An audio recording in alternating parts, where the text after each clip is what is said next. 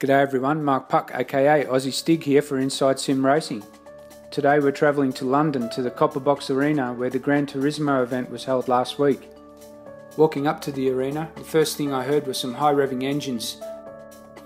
Outside the venue there were several high powered exotic road cars as well as a couple of Nismo 370Z drifters.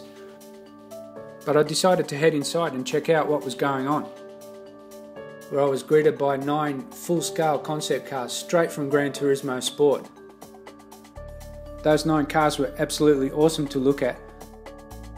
Another big surprise for me was the largely ignored GT branded Thrustmaster wheel. I decided to go walkabout and have a wander around the area to check out what was set up for the event.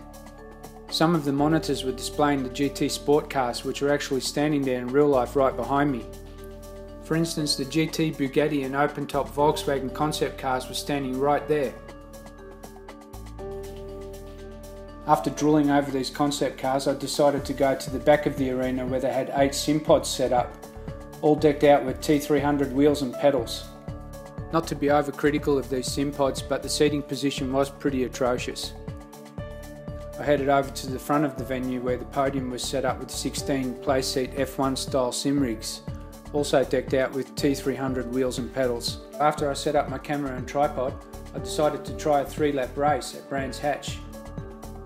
At this point I'll have to apologise to you all for the lack of in-game sound. Everything was being run with headphones and the music coming through the PA system is copyright protected. After I got used to the driving position and also the view, I was able to turn some good laps. As most of you know, I'm a big advocate for VR in sim racing. And I have to be honest and tell you that driving this car with this equipment, I did feel a slight detachment from what was actually happening on the screen. Although this time the steering did feel a little more precise compared to the pod from earlier on. It could also have something to do with the type of car and the quickness of the steering. Just a word on the in-game sound. I was using headphones with the volume turned down quite low, so to me they sounded a little bit canned and almost artificial. The reservations I had with the sound through the headphones was alleviated later on in the evening, when during the races, the sound was being pumped through the large PA system and they came across quite well, and it sounded very realistic indeed. I did really enjoy myself more with this car and track combo, although it seems to me that the tyre physics don't quite convey the moment of losing front or rear end grip. It sort of just happens. Another aspect I had to get used to was not having the car around me. This view gave me no indication of where the front of the car actually was, and avoiding a collision was quite difficult. Graphic wise, they were quite photorealistic, and in real life they look much more impressive than they do on the video.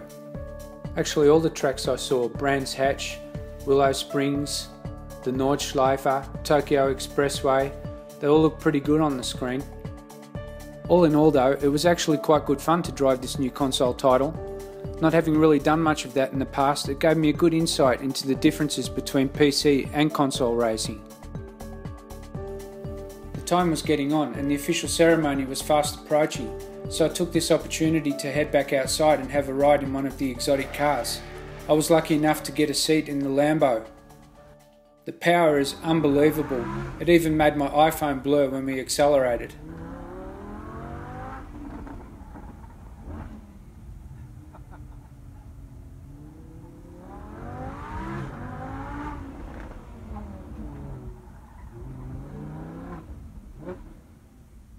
Mr. Kazunori Yamauchi. Once the Lambo ride was over, I headed back inside and quickly took my place in the seating area. I patiently waited for Kazunori Yamauchi to take the stage.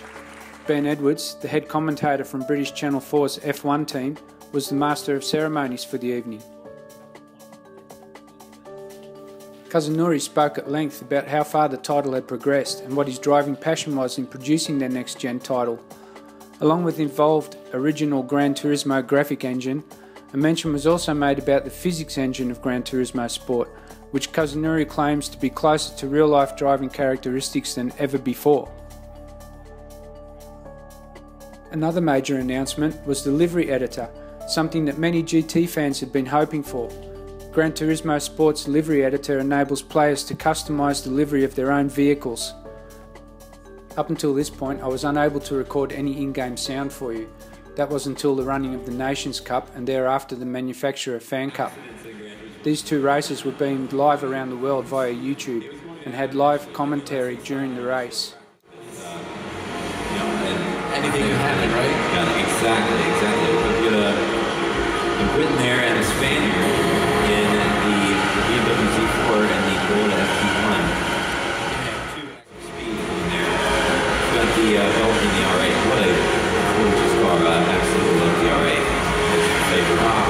This Cameras, I gotta say that this Cameras looks amazing. And for us, from a viewer's perspective, it looks wonderful. After a series of knockout races on differing circuits, the Japanese driver T. Takahashi took out the Nations Cup. The final race of the evening was the Manufacturer Fan Cup, and it saw drivers from all over the world pairing up for a 6-lap race on the Nordschleife, including a mandatory driver change. During the Manufacturer Cup race, a very unexpected and interesting feature popped up. At one point there was a collision on the circuit and we saw a full course yellow being displayed, just as in real-world racing. It was a nice touch from Gran Turismo Sport and added immensely to the realism of the event. Winners of the Manufacturer Cup were Tomi Bahashi from Japan and Carlos Martinez from Spain. I hope you all enjoyed my little video diary of my trip to London. I'd like to thank Darren Ganji for making it all possible and trusting me with a report of this magnitude. So after a whirlwind trip to London, I found myself winging back to the Netherlands, and I actually got to fly right over the venue. The red pin you see is actually where the Copper Box Arena is situated within the Olympic Park. Stay tuned for more to come from Aussie Stig.